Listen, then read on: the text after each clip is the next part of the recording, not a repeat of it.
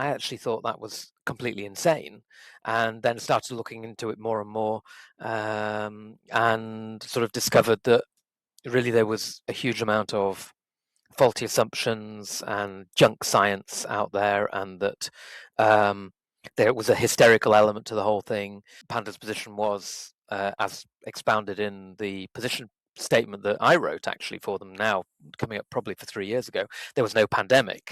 So to have the word pandemic in there was wrong. But they just thought, well, actually, pan data sounds okay because it's like everything, or pan, everything data. There was a vaccine mandate. There was a vaccine mandate for care home workers. And then there was going to be a vaccine mandate for all the doctors and nurses and other healthcare workers in the NHS. But it they cancelled it a matter of a few weeks before it was due to take effect. And I think we were a substantial part of that movement that stopped that happening. I think there has been, dare I say it, deliberately driven wedge to make people take a choice about whether viruses exist or don't exist. Whereas I think the more nuanced take on it is, does the virus model have any explanatory power for what we see out there?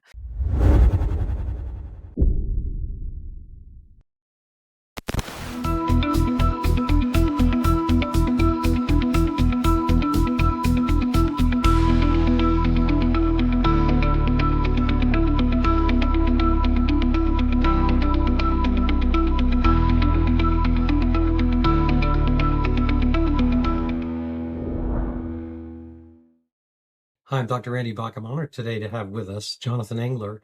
He is a legally, medically competent human. He is an entrepreneur and has so many degrees after his name. If I spit it out, I'd sound like Alice in Wonderland, or maybe somebody, in Jonathan Swift's Lilliputian world and whatnot.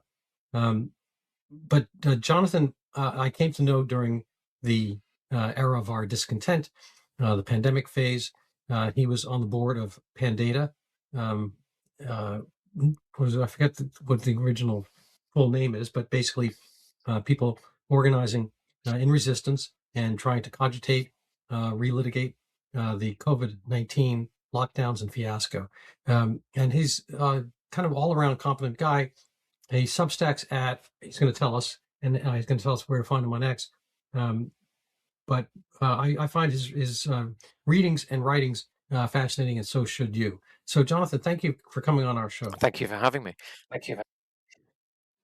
So, I've had you on once before with Jessica Hockett, but I also see you write with Martin Neal and Norman Fenton. And I have had Norman on my show a number of times. I'm a huge admirer. From the accent, probably people can intuit that you are UK based, London area. And I believe, I know Norman is, I believe Martin is as well. What kind of motivated your pushback and sensibilities when COVID came about as a phenomenon? Actually, before going into that, worth pointing out that Martin would be very upset with you because he's, of course, Scottish. I'm from the north of England. I was just talking about where people live. I'm from the north of England. I understand to you Americans it's all one place, but we're quite proud of our regional differences in the UK. So I'm actually from the north of England, although I do live in London at the moment. But Martin's a proud Scotsman. So anyway, sorry. Go back to the question. What was the question? Was what? Well, how did you get motivated to?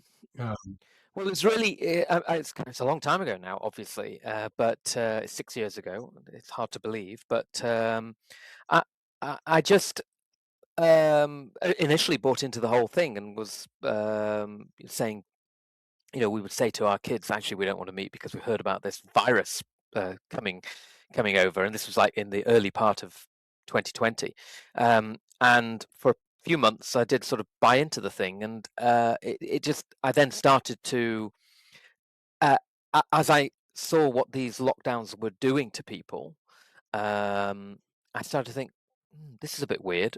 Is this really necessary? Is this really what we should be doing? Has anybody ever thought what these are doing to society? And then kind of when the UK government said, actually Matt Hancock stood up in the House of Commons and said, "We are going for a full suppression strategy until a vaccine is available." I actually thought that was completely insane, and then started looking into it more and more, and sort of discovered that really there was a huge amount of faulty assumptions and junk science out there, and that there was a hysterical element to the whole thing, and pretty quickly uh, turned against the whole narrative. And actually, you didn't mention. Oh, by the way, just to say, PANDA is Pandemic Data and Analytics. That's what it stands for. Although more recently they decided to just drop that because, of course, Panda's position was, as expounded in the position statement that I wrote actually for them now, coming up probably for 3 years ago, there was no pandemic.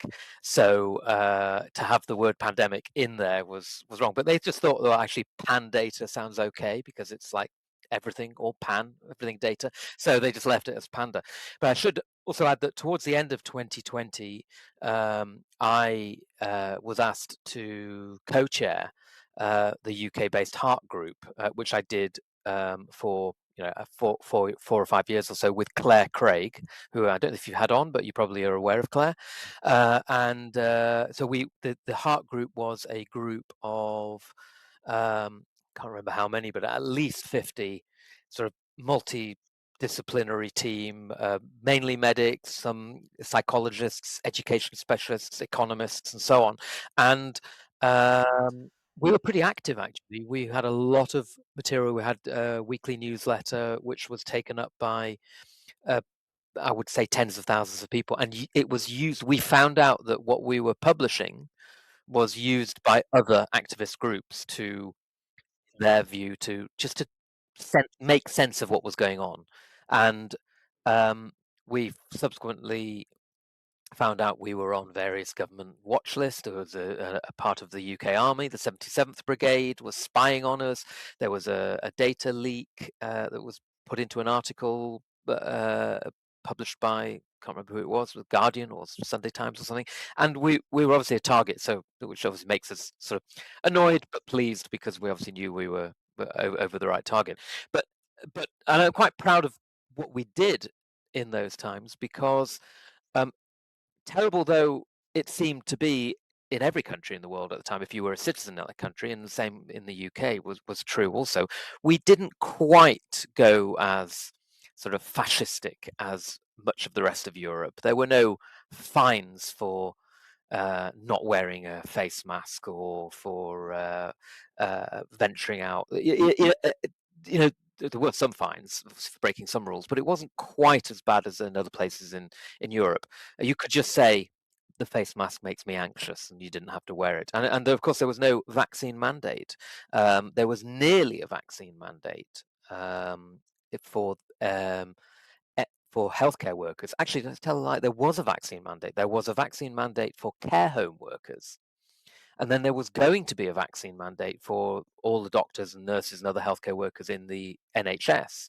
But it they cancelled it a matter of a few weeks before it was due to take effect. And I think we were a substantial part of that movement that stopped that happening. And we didn't go into the lower age groups. I think 11 was the youngest age group where there was a formal recommendation for the vaccine. I think it was 11, and I think we probably played a part in resisting that. And so I'm proud to say we probably saved the hearts of thousands of children. That's an irony when the group, your group was HART, the Yeah. heart group, but it could have easily been Well, HEART. it was healthcare and recovery team. Of course, Yeah. when we were naive enough to think that had been a pandemic and we needed to recover from it, of course, now my position is that there was never anything that needed any form of response whatsoever. I find that slightly embarrassing. In fact, I do find quite a lot of what we No, said embarrassing. But yeah. So your theory is that there was, I mean, you stipulate there are viruses, and do you stipulate there was a coronavirus extant so do at I? that time? We're going to unpack these. I suppose take them as one by one. You just said, did you ask me if I stipulate if there are viruses, or did you make that as an assertion? Yeah, no, I mean, so there are people who don't believe kind of that they're viruses. Well, They don't okay. not like, So, like the way I see this is, I think it's a much more nuanced question. First of all, to say that something doesn't exist is obviously a logical fallacy, as you'll be aware as a science trained person. To say something doesn't exist is ridiculous, because you can't say something doesn't. But do I think that, and I think that there has been in terms of the viruses, I think there has been, dare I say it, deliberately driven wedge to make people take a choice about whether viruses exist or don't exist. Whereas I think the more nuanced take on it is is the virus model does the virus model have any explanatory power for what we see out there? So just to drill into that a little bit more, if you take an analogy, do you don't do, for example, psychological phenomena that we don't understand, paranormal phenomena we don't understand, do they exist or not? I think most people would say, um, well, we're not quite sure. There's some weird things happen.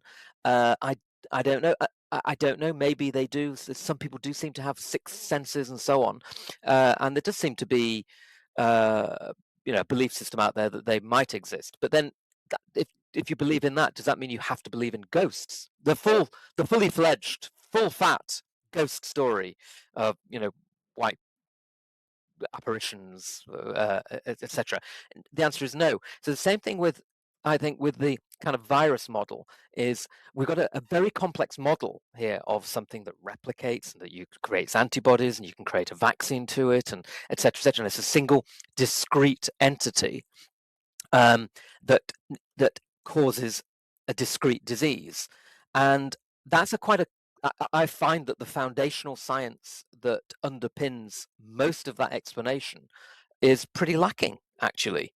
I mean, so viruses might exist in the sense that they are in some way, they are associated with illness. There is something that we measure in some of these tests that light's positive that is associated with some illness. But that doesn't mean to say that there are single discrete pathogens passed from person to person in waves that cause these illnesses. The reason I say that is, that uh, for the model as sold to us to be true, I would not have expected the um, decades of experiments of trying to deliberately infect people from secretions of ill people to be a complete litany of failure, which it is. So if you go back and look at all the work done right from Spanish flu years, done by Milton Rosenau, the US Army surgeon. You go all the way through to the Common Cold Unit experiments in Salisbury in the UK in the 50s and 60s, etc., right through to the coronavirus experiments. It is incredibly unreliable to take secretions from an ill person and make a healthy person ill from that. And you wouldn't expect that. That to me is a fundamental hole, a fundamental paradox, which is unexplained by the model, and therefore I think the model is lacking in a major way. so. I mean, you've got to remember No, that I'm a taking secretions from somebody ill and putting them up the nose. I mean, they even did it with blood, actually, injecting people with blood from these people, but putting it up the nose and deliberately making people live together, people with colds and flu symptoms, and the fact is that it is not transmissible to other people in what you would term optimized conditions based on the model for which those pathogens are said to transmit. not every encounter leads to transmission. I do think that you've had kids grow up. Me too, and I'm a physician. I had my primary care medical practice 30 years, and you know in the classroom there's waves of kids Yeah, with conjunctivitis. yeah, There's waves of kids with sore throats. I made hay and some coin during flu season. People came in rapidly over and over again with the same thing. I had an antigen test for influenza. Um, Fairly reliably tracked with symptoms. Um, I've seen cases, not so much lately, but I've seen cases of measles. I've seen chicken pox. I've seen herpes zoster. I think those are viruses. People Well, who, those are diseases that appear to occur in people simultaneously in waves. I quite I agree. agree. But to Okay, say they yeah, are, you don't want yeah, to. yeah. I mean, but there are fundamental holes in the story. I mean, maybe the holes are bigger with what we term respiratory viruses than they are with some of those illnesses that you talked about Okay, there. so leaving aside the paranormal, um, what's the explanation for this kind of serial occurrence of, say, conjunctivitis across the board, boom, boom, boom, all a bunch of kids getting conjunctivitis, and people, or what we term influenza season, whatever that happens to be. Influenza itself is a nondescriptive word; it's just Italian for flowing through. Like you influence something. So you could have a paranormal influence, and in Italian they call it influenza paranormale, whatever. Um, Well, the but answer is the answer is I. people all get sick simultaneously, it seems, and it's particularly in places that are closed in with the air. Actually, malaria. The term is another Italian word. It's malaria. The bad air around Yeah, you. yeah. They took that from mosquitoes and what is malaria protozoan or something like that. Anyway, Well, I mean, by the same, there. but Randy, by the same token, there were stories in the unexplained stories in 2020 of, I think, Argentinian trawlers that where they've been away at sea for months and months and months, and they all got COVID, whatever COVID was. Hope Simpson in the 1970s wrote about isolated Scottish islands where the the ferry services were not running for months on end, and they had these illnesses at the same time as the mainland had them. And going back right in time, there are. I, I, I'm just saying that that we are sold a very almost a Hollywood-esque story of emergence and spread, and which appears to have holes in it. That's all I'm saying. And I don't So, think so it is in not order, when you have right. a hypothesis for something, it is not necessary. Science advances by testing hypotheses against questions, and if it's found to be lacking, that hypothesis is taken down. You need a new explanation for something. I agree. An alternative explanation for those phenomena. It's not up to the people who oppose established hypotheses to come up with alternative hypotheses. I mean, we're into an epistemic discussion here, which is probably beyond the scope of this discussion, but Yeah, epistemic is like the essence of what knowledge is. yeah. Epistemic about epidemiology. Um, well, I would still kind of be curious about if you think any of those things actually happen. If conjunctivitis, say, spreads through a classroom, Well, I it could be follow bacterial. I sports mean, and conjunctivitis could easily be. I mean, obviously, we don't need to go through all the diseases you've observed spread through because it's going to be boring for people. But um, I would say that a lot of what we observe is observable because we see bacterial involvement in disease, and so you're going to certainly. stipulate bacteria, but not viruses per Well, se. whether they are the result of whatever they're the result of, it does seem that, for example, when people get ill from in association with respiratory viruses, it is bacterial pneumonia, it is bacterial involvement, which in the end causes illness.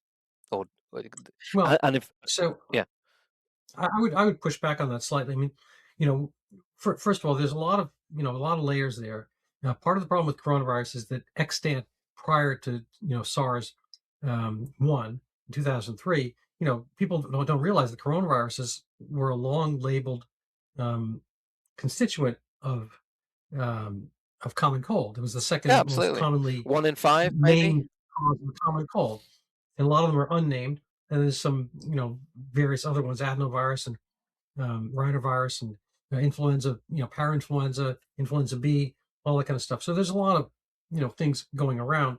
And coronavirus has always been one. So whenever you see somebody on some island who happens to get, tested for coronavirus, or even after COVID came around in 2020, people showed positive, but that was probably just coincidental that they were showing positive for the normal common cold coronavirus. And I think that Absolutely, was one of the big, and in fact, yeah. I've written, and particularly with Martin Neal, I've written substantially about the poor testing and validation of a lot of these tests that are said to be specific for SARS-CoV-2, which, again, the foundational science underlying that is Oh, particularly poor. right.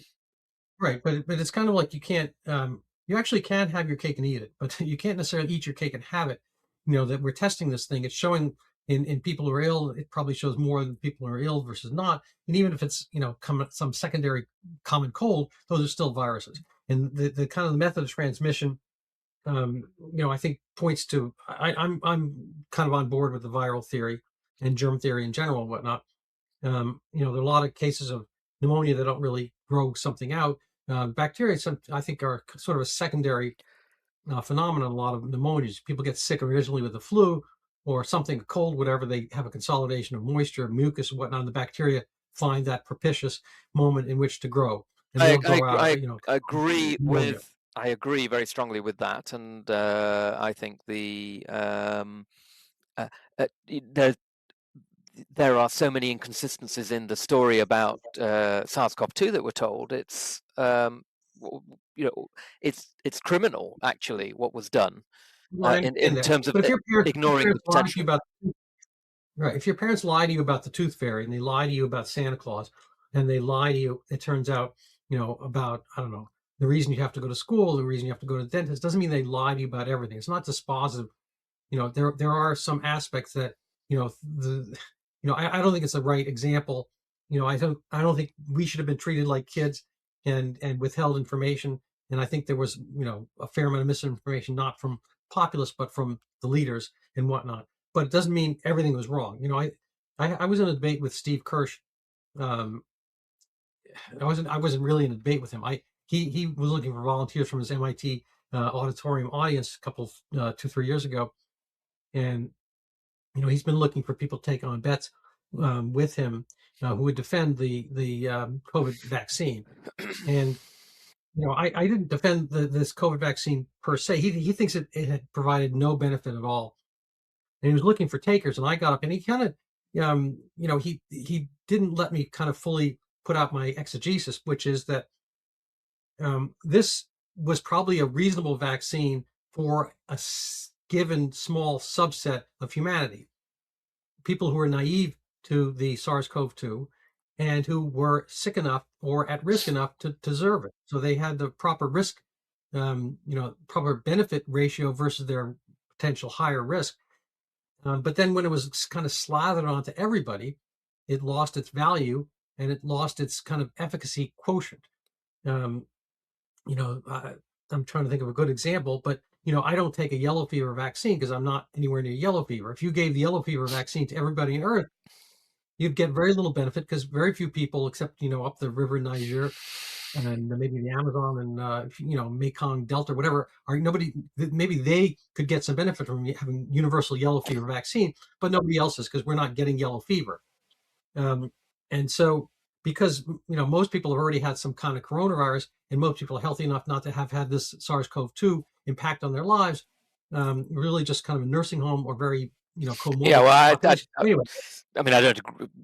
It's probably a bit boring for listeners to go into in detail, but I don't obviously, since I don't agree there was a novel virus, I don't believe there's anything that could benefit it, and in fact I don't even believe the I don't believe a novel, I don't believe the flu.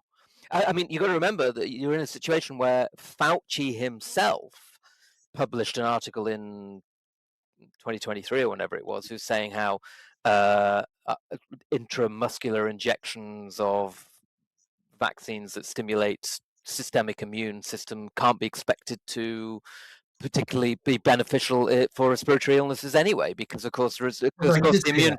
I don't think they have immunity zero effect. against these things resides in the mucosa of the respiratory system. That's what does the heavy lifting.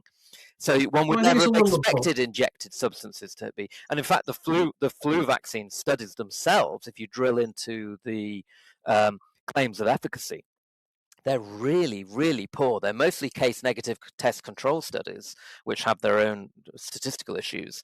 And the whole thing is a fraud, in my view. The whole respiratory Well, virus vaccine thing is so, a complete fraud.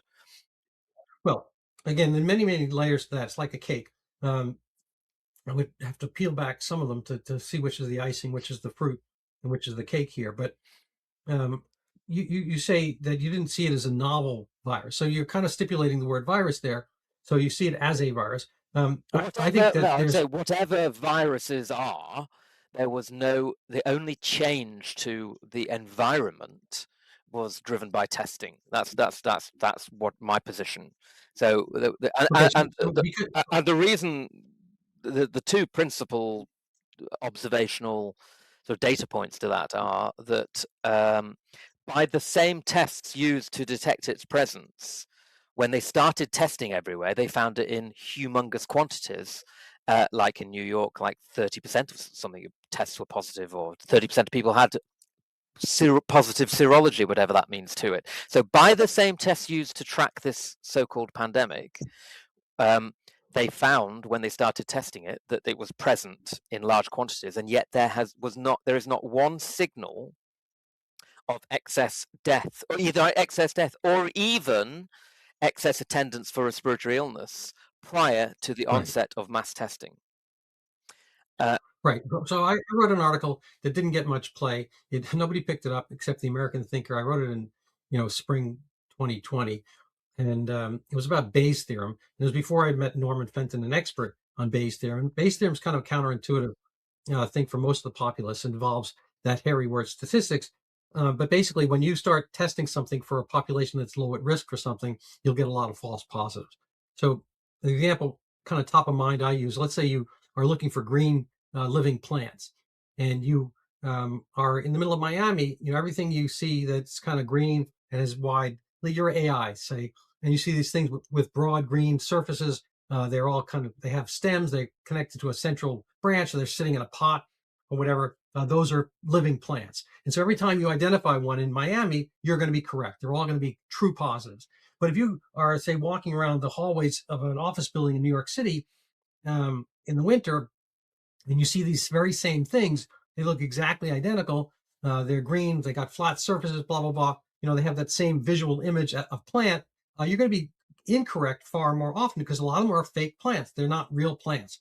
And so when you hunt for something, and again, another example would be bomb detectors or the TSA. If you're the TSA in Iraq during the war, you're going to find a lot of people with bombs, walking around. So your bomb detectors are going to have a lot of business, and if it's a positive test, for whatever that thing is they find on bombs, he's like, you pull the guy over, oh my God, he's got a bomb like 60% of the time.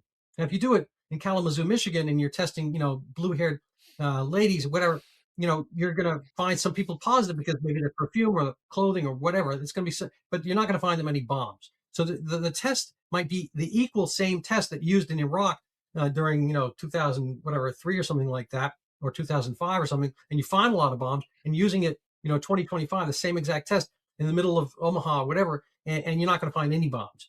It has to do with the background population. So with coronavirus, there's the dual effect that if you're looking for this thing when people are not sick, you're going to find a lot of false positives. Moreover, there's this bleed between SARS-CoV-2, which is a coronavirus, and the extant common cold, which is axiomatically common and everywhere and so forth, especially around human beings and frankly other animals. So I think this was Again, you see, you're ascribing using the results of a test and a set of technologies that didn't exist before to ascribe novelty to something.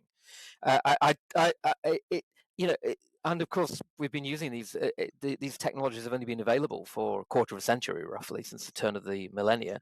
Before, I just don't believe that these sudden explosions of MERS, SARS, bird flu, SARS-CoV-2, etc. These are constructs of testing, and the before Tedros stood up and said test, test, test, there was no excess death anywhere. And there wasn't even any excess attendances for respiratory diseases. The state of pandemicity was entered into on the command of Tedros. Test, test, test caused it. So is the state of pandemicity, is that in South America someplace next to Paraguay? I mean, if you go to Africa, if you go to sub-Saharan Africa, and you say, how do you get on during the pandemic? They go, oh, you mean that white man's disease thing? We didn't have it. We couldn't Right. afford the testing. And in fact, No, that's an interesting point. So I one think there are. of the good examples of that is actually the island of Hispaniola, which, as you all know, half of it is the quite well-to-do holiday destination of Dominican Republic, where they had quite a bad pandemic, and the other half is Haiti, where the villagers said, "Don't go to hospital; that's where people die," and they had no excess death. Yeah. Um, So there's a lot Same there island. from which to farm. Same island, and of course we have this phenomenon across the whole world, which is that there was a terrible pandemic in Bergamo region, Lombardy region in northern Italy, Yeah. but yet in southern Italy they didn't have one at all. In Canada they had no pandemic in 2020, but just across the border in the American cities they had huge waves of excess deaths. I mean, this is not how viruses, if they are viruses, this is not how pathogens spreading person to person in waves behave. It's completely ludicrous, the whole story. Yeah. No, there's some elements that are reasonable from what you say. I think there was an exaggeration. I think there was what we will maybe come to speak about, the nocebo effect, where people are presuming the worst and they get the worst. I think there are a lot of other confounding variables. I agree with you about the part about poverty. I have a book coming out hopefully soon on kind of the way people falsely attribute guilt and personal behavior to cancer. They think they're at fault for what is oftentimes just a stochastic process. But there's not that much cancer death in, say, sub-Saharan Africa, north of South Africa, kind of the mid swath of Africa, the poverty belt of Africa. And it's not, it's not necessarily from testing. It's because not, a lot of the life expectancy is not high enough to get cancer. So there are some things that are going to be measured differently. I remember also in medical school, we were talking about back pain at one point, and the lecturer, I didn't fact check this long before the internet and whatnot, but he said really they don't have that kind of term of art of sciatica and lumbago and back pain in Uganda or something. He's talking about this is like early 1980s, because nobody gets paid for that. There's no real special. There is another. There's another potential. Actually, I read an interesting article some years ago about that. There's another potential confounder in that. Is that bad backs started when they started paving. So people started walking on pavements. Yeah. So, which I think is an interesting one, because of course you then have you can imagine the walking motion that we have through most of our life. As a runner, whenever I could, constant. I avoided pavement. Yeah. And I play tennis pretty much year round now. I was more of a squash player before. That's always on hard courts, and that became hard on my body. But I have clay courts in the summer, and those are much easier. I can kind of get ready and feel better to play. And so when I was a runner before that, kind of distance and whatnot, I tried to stay on the grassier side of things. So, but his point was that because there's no reimbursement, there's no channel. It's kind of a distinction. Yeah, I think there's a lot. There is a lot in that, and in fact, on my Substack, I have written a lot, tried to cover quite a few topics outside of the dreaded pandemic. Looking at, for example, psychiatry, SSRI inhibitors, the GLP-1 agonists, and so on, and the way in which industry, the industry tactic is basically to find something that is likely to be a chronic long life condition and gradually change the definition of that, of treatment definition of that, to pull in and encompass a much larger and larger amount of the population. The classic examples were, Yeah, but if, I think there's I mean, I've worked on something similar.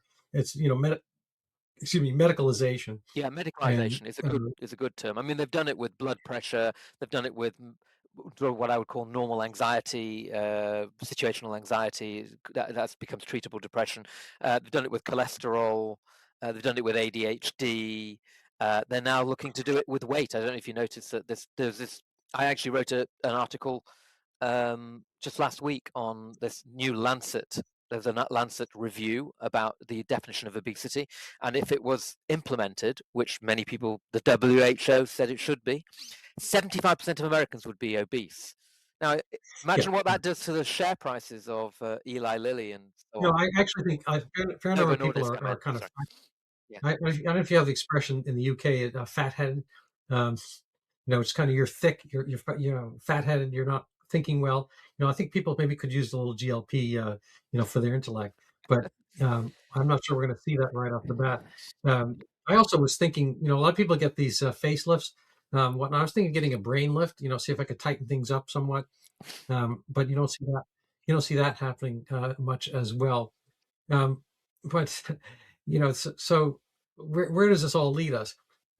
So what type of, say, prophylactic or preventive measures would you institute on a kind of personal or family basis for your kids? I mean, when there's this thing that people are calling the flu going around, um, did your kids get sniffles? Did your kids get sick? Have you had the flu, as it were? Do you Oh, get sick more often in the? I mean, here we tend to get these things we're calling flu in the winter. People are in closed spaces, not sneezing. I think part of the explanation, by the way, side note, for like Africa and whatnot, not getting as sick in warm places because the windows were open. I was in a hotel in Costa Rica. There were no doors in the whole lobby. Everything is kind of flowing through. The birds pass by, and you're not in this closed off space where people are kind of sneezing at each other and the aerosol kind of hangs in the air and yeah. whatnot. I ascribe to that stuff. But on a personal basis, where did you come upon, say, your advanced skepticism, and how did it play out on a kind of personal family basis and or medically if you treated people? Wow, there's a lot in there. So until um, 5 years ago, I was actually never a flu shot person. I've only ever had like two of them in my life, um, and I don't even know why I had those. There's always obviously some inbuilt skepticism that story was a little bit sort of trumped up, and um, we are a little. I think we are a bit more stoical about these things in the UK than you are in America. I know there's. I mean, we find it quite hard to believe that there are flu shot mandates in medical schools, for example, and hospitals in the US. Really? We don't have Oh, that. my. We don't have that in the UK. But Hmm. to your question, so I just having seen, it's just been like layers of the onion, just seeing how uh, completely corrupt the industry was over the COVID vaccines, then started to look at some of the other ones and looking at the efficacy data supporting the influenza vaccines. You can see how poor it is, and you see these headline figures of 75% effective, 85% effective. It's if you actually look into the trials which they've done to come up with those numbers, it's completely ludicrous. Most of them are test negative control studies. There's no placebo-controlled studies that show that that group who received that actually does better on an all-cause basis than that group that received placebo.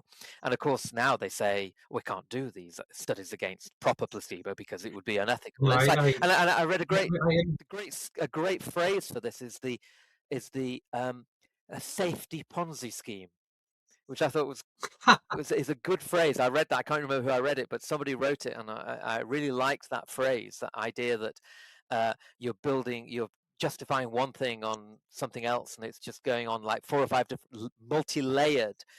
Whereas actually, you go yeah, right back to the beginning, and there is no foundational science supporting it. I mean, yeah. just Yeah. to be clear, the test negative case control study where they, well, you know what they do. They measure the rate of that in somebody who tests the vaccination rate in people who test positive against vaccination negative. It is the ultimate surrogate endpoint because you are literally measuring just the thing you're looking at.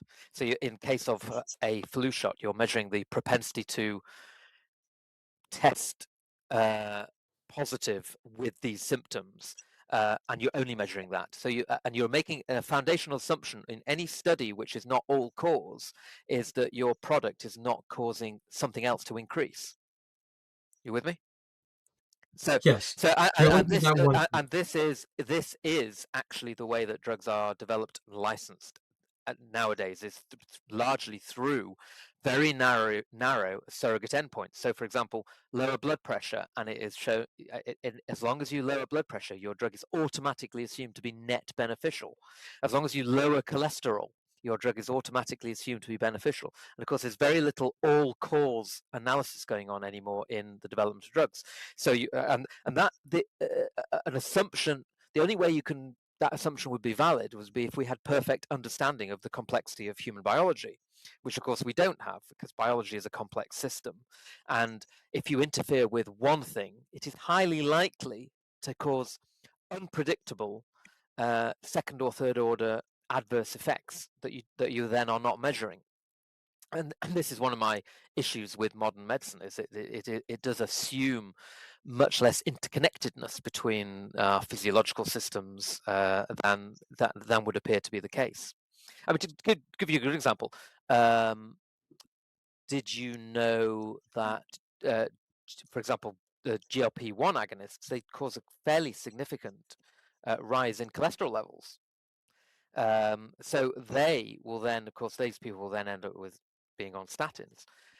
And statins, of course, cause, although they, do what they do in terms of lowering the headline level of cholesterol, the actual evidence that they are net beneficial in people who haven't got wildly high cholesterol, i.e. familial hypercholesterolemia, is pretty Mhm. limited. So, you know, I think we've wandered quite Yeah, no, a I lot think of there's wandering around the point there, but yeah. it's a tricky thing. That's why they've had these massive studies, Framingham Heart Study and this and that. Um, I think those things probably will get parsed out somewhat better over time as we have larger capabilities of looking at larger data sets amongst larger groups of people. But it's a difficult thing to parse, and a lot so much of what people complain about is subjective. So people can have ask people when they come in, you're supposed to grade the pain, it's 7 out of 10 or whatever, but you have some people are more sensitive or hypochondriacal or whatever, or looking for attention or some other medication. They've got a lot of things going on in their life, so they're not necessarily giving you the honest answer. I treated narcotic de-addiction and getting people off narcotics, and their propensity for having pain, we don't know. I mean, it's hard to grade out, but clearly when they're on the hunt for drugs, they'd come in. I saw them not for drug detox, but when they were drug seeking, they complained of pain everywhere. Now, were they right or wrong? Who knows? How much was layered on? How much of it just becomes kind of their assumption, the way of living, and then there's with drug withdrawal pain. So things can cycle. It's not always the reality of the reality. If somebody's complaining of back pain, you know, I'm sure you've read examples. People getting off the battlefield, carrying somebody else off, and it turns out they saw they've been shot in the arm themselves. They didn't even know that. There's different thresholds for caring about these things, and we are Well, we living. understand very little about the interaction between human psychology and somatic symptoms, actually, but it is obviously much more profound than we understand.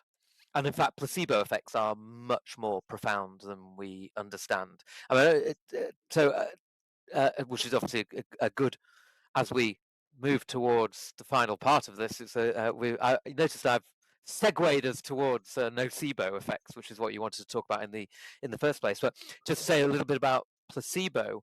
It's very interesting that uh, some of the placebo effects that are around are pretty profound. So you've got a whole series of, for example, knee operations, which are done, sham procedure knee operations, where they purport to go in and clean up your menisci, and that people say, oh, that's had a marvelous effect on that. And there's a whole series of operations they've done where they put them to sleep, they just make the incision and don't go into the knee at all. They tell the person they've gone into the knee, and they have the same amount of improvement.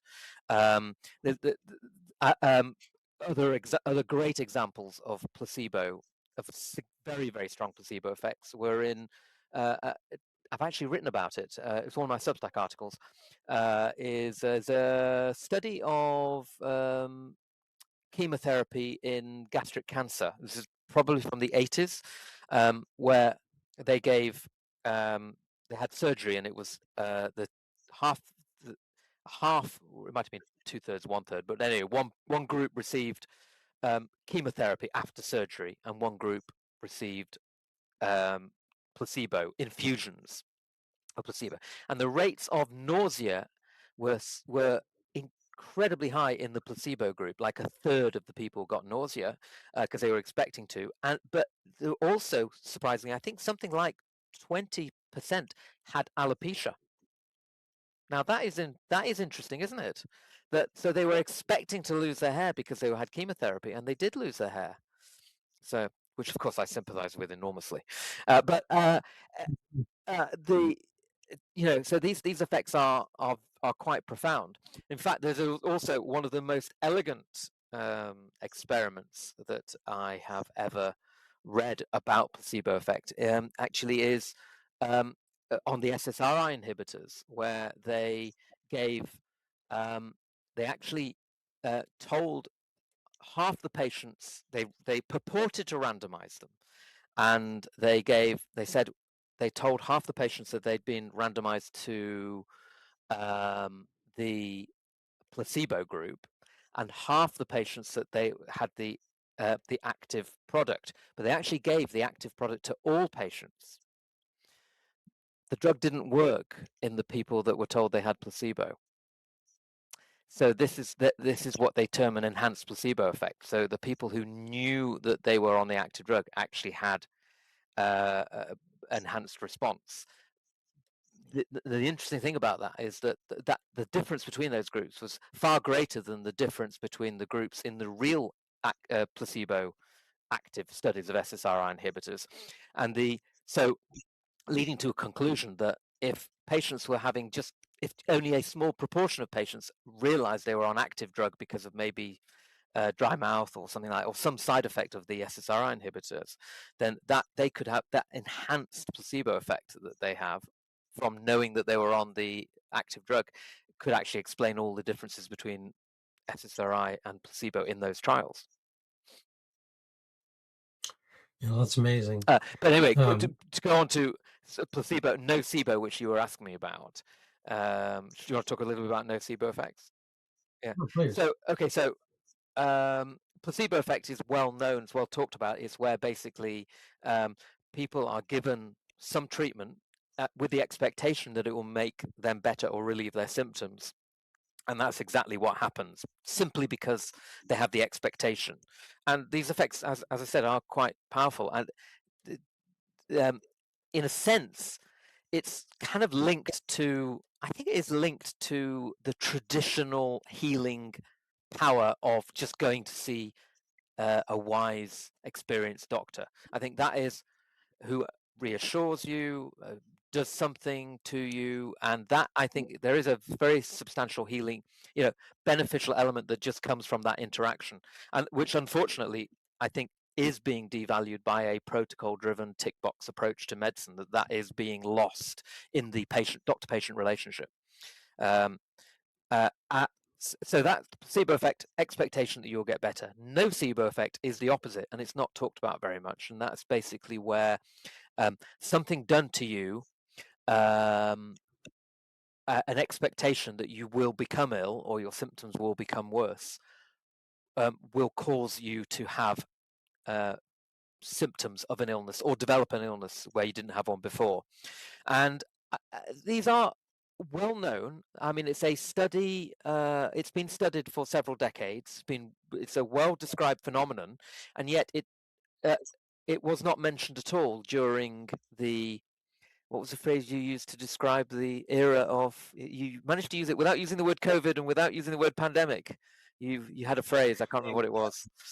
Well, it was the winter of our Oh, discontent, okay, but let's call it, do it during the era of our discontent. Let's call it. yes, Um, that's what I did say. I think that was your phrase. But anyway, so so despite the fact that people were told that if they interact with anybody and develop any mild symptom of apparently anything, it could be a deadly illness. And if they Oh, do, that's right. if they do this test, which involves, of course, shoving something up and disrupting their mucous membranes and goodness knows what, well, that could be, uh, that lights up positive that they have a substantial chance of dying. And you've got to remember also that certainly the studies, the surveys showed that uh, people thought that if they had COVID, and I will have to use quote marks because I don't believe it's a real phenomenon, but if they had COVID, that they had, studies showed that people in America um, thought that they had like a, I don't know, 1 in 10, 1 in 20 chance of dying or something. I mean, these were Yeah, insane expectations, insane fear. So by the way, interestingly, they did some studies on differences between voting intention. There was Republican versus Democrat on yeah. that metric was quite interesting. But anyway, go back to I remember. nocebo. So you've got this situation where people are told that if they're testing positive for this thing, and of course they're normally doing the test because they've got some symptom of something, so they've probably got a cold, but they're testing positive because the whole thing cross reacts with whatever illnesses they've got. They seem to be a test of being ill, um, and they're told that they could die from this illness or they're going to get incredibly breathless from this, and of course they do. And regardless of whether it's a complete explanation for what we saw, it's not even discussed as a partial explanation, but it surely is a partial explanation, because we do know that, for example, one of the most common predictors of whether people would end up going to hospital was whether or not they had a history of anxiety um, disorder, and so that these people are obviously much more susceptible to this nocebo effect. Um, and the nocebo effect, it just pops up in the historical literature in a number of quite interesting case studies. And I'm going to tell you about two of these case studies now because they are quite interesting. And they do illustrate specific points. So the first one is there was a guy who was on a clinical trial, and he took as an overdose, he took a whole bottle of clinical trial medication as a deliberate overdose, and his blood pressure fell through the floor, and he became kind of only semi-conscious and unresponsive. Was taken to hospital, and he was sort of semi-conscious. Uh, and they gave him a drip, and they couldn't get his blood pressure up to normal. And meanwhile, they were trying to find out what medication he'd been on because it was clinical trial medication, and they didn't know if he was taking what it was, etc., etc. News came back from the pharma company that he'd actually was on placebo, and he was told he was on placebo, and he virtually immediately recovered and left hospital with a normal blood pressure kind of an hour later. So that tells you it illustrates the power of the effect, but it also illustrates the fact that these aren't they don't manifest as purely psychological phenomena. These are measurable physiological responses that are being induced by something that's going on psychologically. So that's my kind of first example. The other example, which I think is also interesting, and actually you can read about this in the book How to Catch a Cold. Sorry, Can You Catch a Cold? It's called, by Daniel Roitas, which is a fascinating read. I would highly recommend it. It goes through the whole history of the transmission studies and so on, and this tells the story of an incident that happened in the Common Cold Unit in the UK, which I don't know if you're familiar. Have you heard of? Excuse me. Have you heard of the Common Cold Unit? Oh, Oh, I don't know why so that okay, would be. there was actually it was actually a U.S. Army base in the Second World War, and after the end of the war, the U.S. Army either leased it or gifted it to the UK to use, and it had barracks, as army bases do have. And the UK government designated it. It's near Salisbury, in the UK. UK governed it Mhm. to be a common cold research unit where they would. And for decades, they tried to cure the common cold until they discovered that it was sort of ragbag of explanations for different illnesses and so on. But anyway, one of the experiments they did, which was interesting, was, as I said before, they trying to take secretions from ill people and make healthy people develop the same symptoms. And so one of the experiments was, um, they took the secretions from an ill person, and they would give either that or give a sterile broth, as they called it, and put it up the Mhm. nose of a healthy person. And in one case, one of the attendants accidentally let slip to one of the participants that they'd had the broth containing from the ill person, and this person developed a cold overnight and with all the symptoms of a cold. The next day, the attendant was told that this person had actually not had the secretions from the ill person, but had actually had the sterile secretions, and so went to the person and said, "Oh, if I accidentally let slip last night that you'd had the secretions from the ill person, I was actually wrong. You had the sterile one." And the cold immediately cleared up. All the symptoms went away. I just thought that was very interesting. That's quite an interesting experiment. The point being that these nocebo effects are really quite profound. You've got to also bear in mind that we're in an era during the um, winter era of our discontent, the semi-decade of our discontent. Mhm. We're in an era where um, the underlying elements that contribute towards the nocebo effect, i.e., fear-based, fear-based messaging spread across the internet and the social media. These are very, very powerful effects, and they were able to spread. Not only were they able to spread between people because through the internet, this messaging, but any countervailing arguments. Uh, this isn't as serious as we thought it might be. Were obviously completely suppressed by social media algorithms and human intervention as well. So and social pressures as well. So, but all the ingredients for the spread of fear-based messaging and hysteria, etc., were present at the time uh, to in to result in some of these symptoms. That's really probably all. Do you want to ask me anything more about nocebo effects? Because it is a fascinating No, no, subject. that is amazing. We're going to be rounding out our hour, and I want to give you adequate time for people to find you and follow you and learn and so forth. And I'm curious whether you have a book on this topic or anything else coming out, and whether you've made a kind of a living, an honest living from this or from your other works per se. I mean, where does this all go? So no, I mean I make no living whatsoever from this. I my Substack is I've never charged anybody for anything on Substack. They're all completely free. I've written several hundred articles. I've also written several hundred articles, well, not several hundred, but many dozens of articles with Martin Neal and Norman Fenton, and also with Jessica Hockett, of course. Mhm.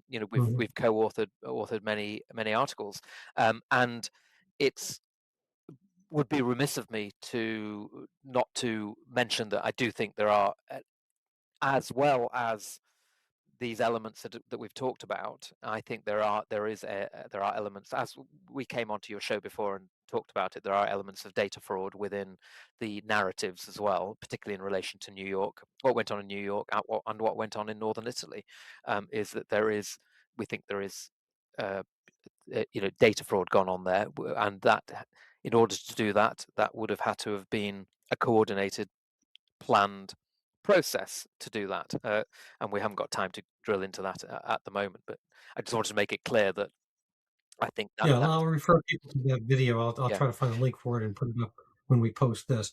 And then, so what's the name of your Substack So for our Substack audience? is Uh, sanityunleashed.substack.com. One word, Sanity Unleashed. That's where I write my articles. I try to get out, maybe one a week on a topic of my interest. I've moved way beyond the kind of the sort of the COVID stuff, because I think there's so much to be said about modern Oh, medicine. absolutely. And so Yeah. there's that, and on X, I'm J Engler UK, one word. But I have to say, my X account is pretty heavily suppressed algorithmically. I hardly get any impressions anymore, despite having I actually have Yeah. 33.3 thousand followers on X, and it never goes up Hmm. or down, which is weird. No, I've had a similar thing. When Elon was actually running the place briefly for that, 6 or 9 month interregnum, my numbers went up. I hadn't been on Twitter. I'd been pulled down because I interviewed Retzef Levy from Facebook, LinkedIn.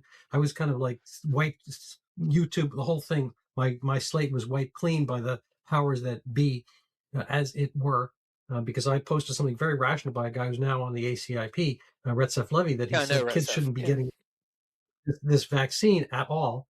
And I agree with him. And then the WHO came out and agreed with him like 2 months later, but I was already ablated from all those sites.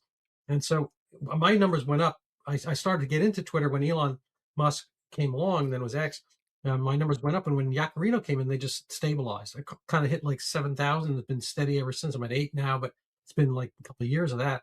No, It's just, I don't know if I'm completely suppressed or not, but, I've tried to write for other venues, but even so, sometimes getting to the other venues is hard as well. We can talk about this another day for another topic. yeah, But right. thank you so much for being Yeah. on the show. So, well, it's an absolute pleasure, and happy to continue the conversation another time. Yeah. Yeah. Maybe we'll cross stack some things. I want to show you some things. I'll look over your stuff. But I write on a variety of different topics, and I recommend people, since it's my show, I might as well tell people they should go follow me on Substack. I have a lot of free, everything's open and available, but if you can support the work, that's even better.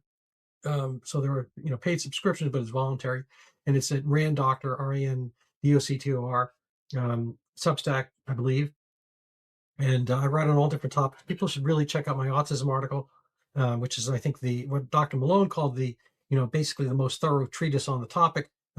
If you really want to get up to speed with the numbers there. And I think there's a lot of, conflation and inflation, and different terms of what the diagnosis is of autism per se. And we've seen a lot of, flux on those things. So sometimes it's hard to pin down. And I agree with you about some of the, I came up with the 5 A's, of things that have been medicalized. And I actually have another article on mental health parity, which people should pick up. Again, too lengthy to explain here, but basically when insurances had to cover for mental health problems to the same extent that they covered for physical ones, so they, an ankle sprain and then, kind of a nervousness in your brain would get the same kind of coverage. Naturally, the number of treatments and providers went up astronomically. And so we have the A's, anxiety, ADHD, autism, addiction. And then the last one I just kind of popped in is autogonophilia, covering the various broad swath of gender dysphoria and whatnot, just because it starts with the letter A. Anyway, we're going to call it a day here. That has an A right in the middle of it.